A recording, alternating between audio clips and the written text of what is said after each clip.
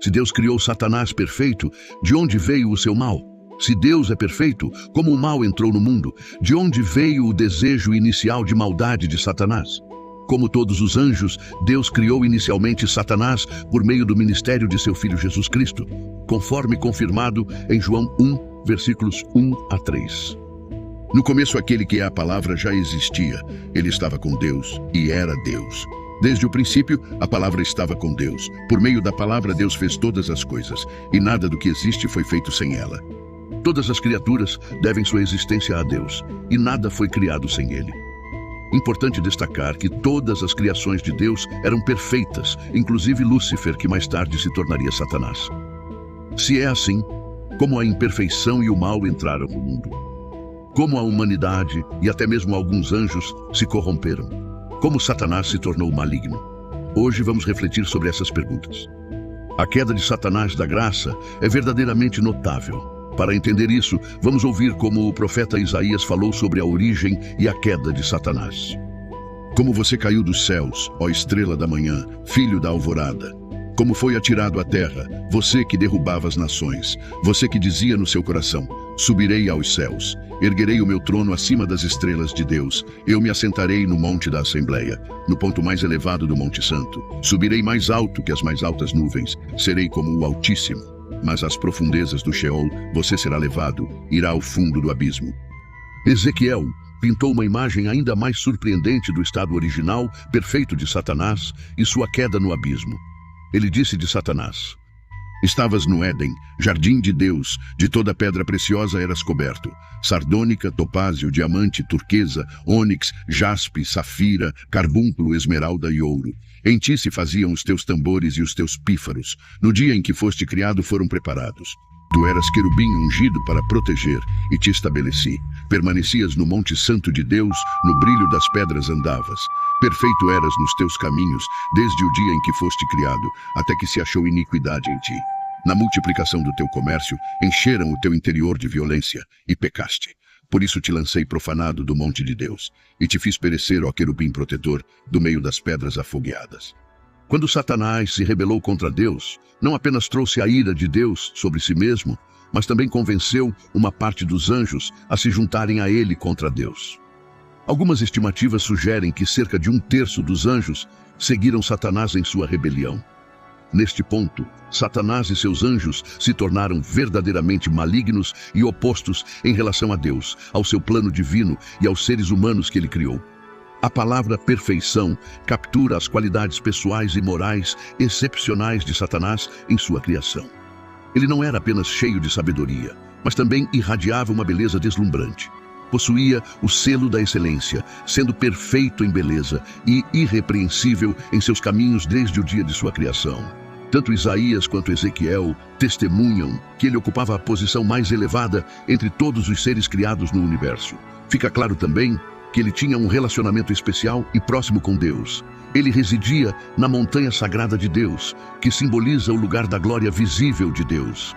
No entanto, sem explicar explicitamente como ocorreu, o relato revela que a iniquidade foi encontrada nesse anjo supostamente perfeito.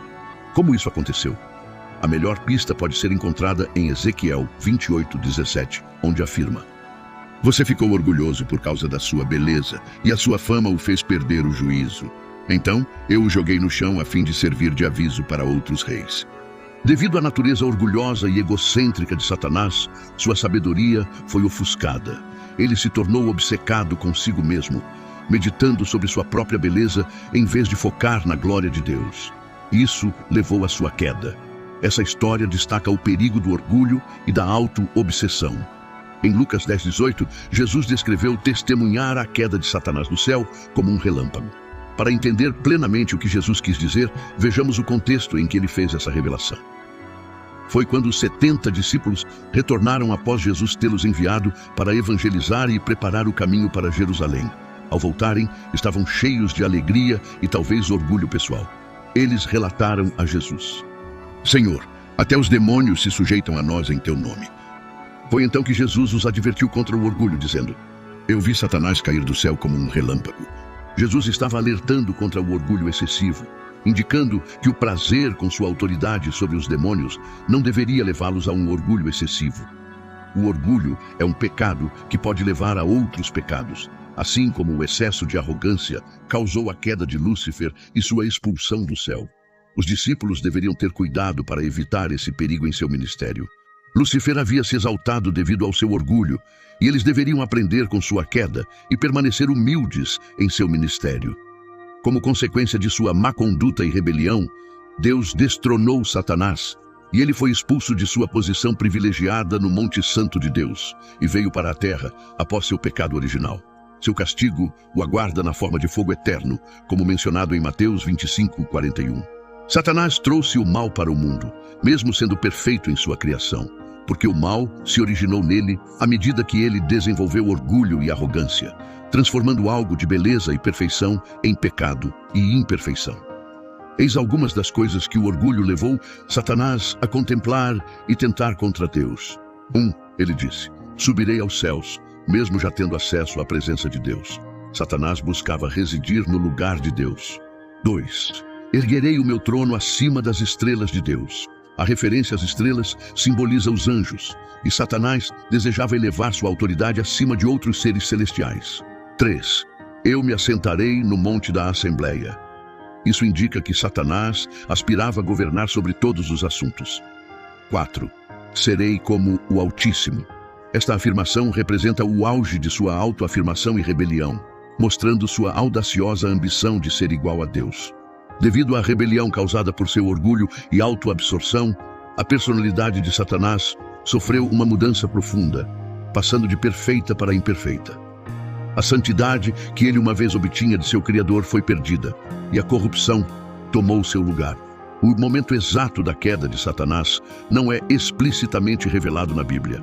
No entanto, podemos deduzir limites de tempo com base em evidências bíblicas. Em algum momento após a criação original dos céus e da terra, Satanás e seus anjos caíram.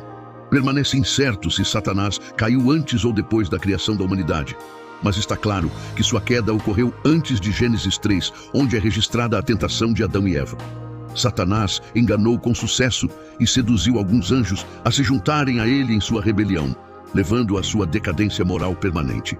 Após essa sedução, não houve volta para eles, e eles estavam condenados a uma existência de pecado e destruição.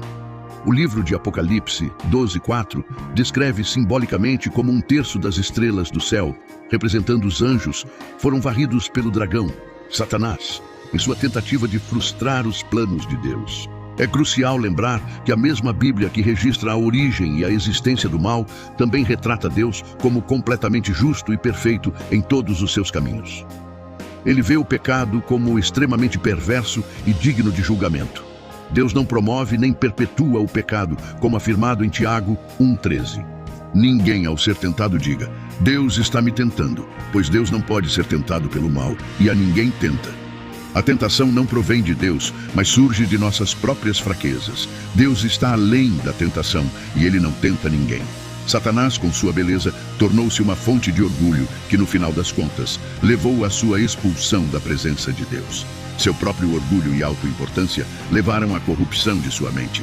Ele ainda é impulsionado pelo orgulho, buscando usurpar o que pertence a Deus. Compreender o orgulho de Satanás serve como uma lição de cautela para nós, ajudando-nos a evitar tal orgulho em nossas próprias vidas, por meio da presença capacitadora do Espírito Santo.